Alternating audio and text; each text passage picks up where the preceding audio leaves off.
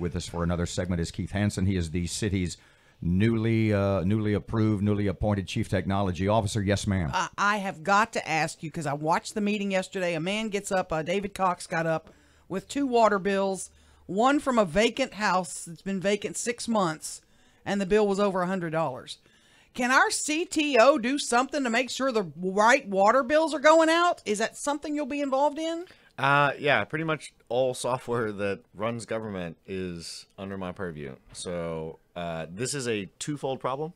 It has 2 systems. One system reads the meter. That is a cloud software that's being rolled out. I can't give you exact timelines yet. I haven't gotten exact timelines from everybody.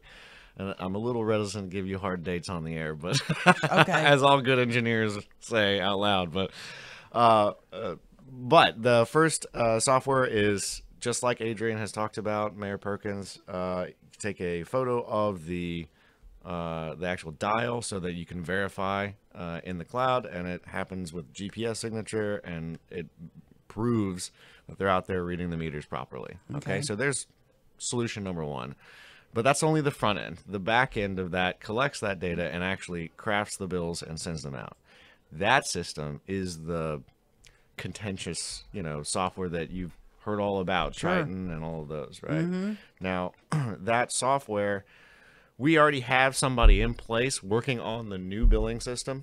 So to give credit where it's due, this department has been handling all of that on their own already. I have stepped in, and it's autopilot. The people that are running it, fantastic. Now, I have seen all the email communication that updates all that, but it seems to be progressing well, and it's ahead of schedule, which is kind of shocking. I mean, most IT projects never run ahead of schedule. One of the things that Adrian campaigned on, one of the biggest things was municipal broadband. Not municipal. Go ahead. It is universal broadband. I just want to make sure that the media understands. What's the difference in a nutshell? Municipal is like a water and electricity service. Okay. Universal means everybody gets it. Okay, see, because that was what I meant. Yeah. Everybody has coverage. Is it costly? Is it affordable? Is it, how do we pay for it? We're not flush with cash. Is it? Explain to me the implementation.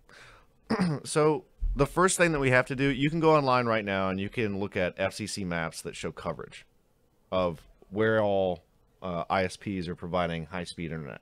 Now, if you look at those maps, Shreveport looks pretty covered up. But I've learned in all the research that I've been doing on this that the FCC allows ISPs that if they get 1 or 2 houses on a census tract, which if you've looked at GIS maps, you'll know that a census tract is basically an entire block.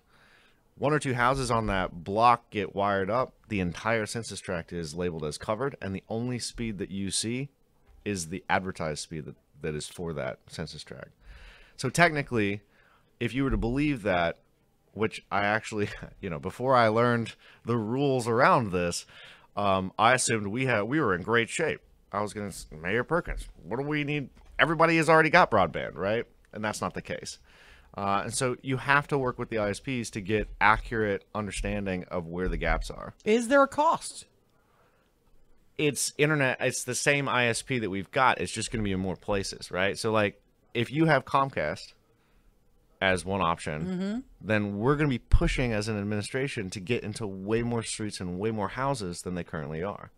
And if their speeds aren't high enough, we're going to be pushing from the administration to push those speeds up. Be competitive, right? So right now I have 100 meg on my internet connection. Most people consider 250 megabit and above high-speed internet at this point. Okay. You could technically say 20 meg is high-speed internet because it's not dial-up or even ISDN lines or DSL.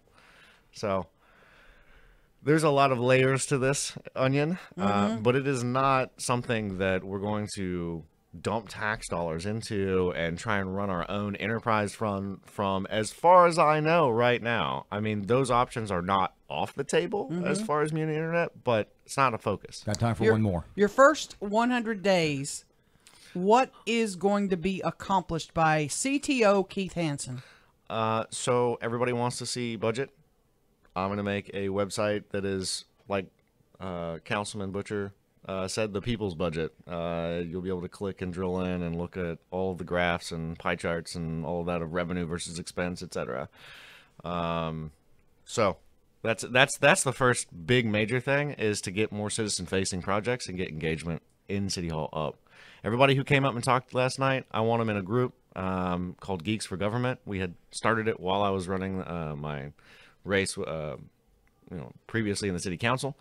There's some brilliant people in there, but I think now with the IT department behind it, we can easily quintuple the size of that and get a lot of people helping the administration find ways to save more money.